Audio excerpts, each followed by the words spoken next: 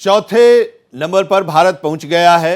दुनिया की चौथी सबसे बड़ी अर्थव्यवस्था वाला देश भारत बन गया है और यह रफ्तार है तो माना यह जा रहा है कि अगले 2-3 सालों में हम जर्मनी को भी पीछे छोड़ देंगे और तीसरे सबसे बड़ी अर्थव्यवस्था वाला देश बन जाएंगे। अजीत प्रताप सिंह हमारे सहयोगी इस वक्त हमारे साथ जुड़े हुए हैं। हम लगातार अपने लक्ष्य की तरफ बढ़ रहे हैं और सफलतापूर्वक बढ़ते हुए हम चौथे पायदान पर आ गए हैं। अजीत प्रताप जी।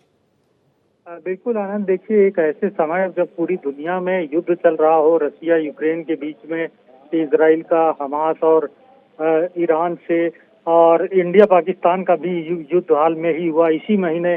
और साथ ही साथ हम अगर देखें तो पिछले 4-5 सालों में कोरोना के बाद उसका आर्थिक जो प्रभाव है अभी पूरी तरह से खत्म नहीं हुआ। और इस साल जो है डोनाल्ड ट्रंप के राष्ट्रपति बनने के बाद जिस तरह से पूरी दुनिया में ट्रेड वार और टैरिफ वार छिड़ा हुआ है, उस सब के दौरान आप चौथी दुनिया की सबसे बड़ी अर्थव्यवस्था बनते हैं, तो ये एक बहुत बड़ा मुकाम हासिल किया है इंडिया ने।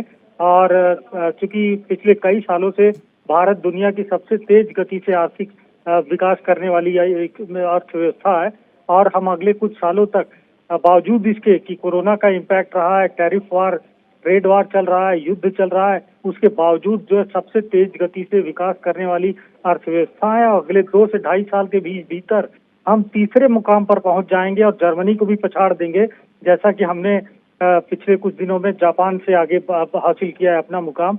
और चूंकि इस समय भारत 4.187 ट्रिलियन डॉलर की इकानमी बन गया है, जापान 4.186 ट्रिलियन डॉलर की इकानमी थी, जर्मनी 4.7 ट्रिलियन डॉलर की इकानमी है।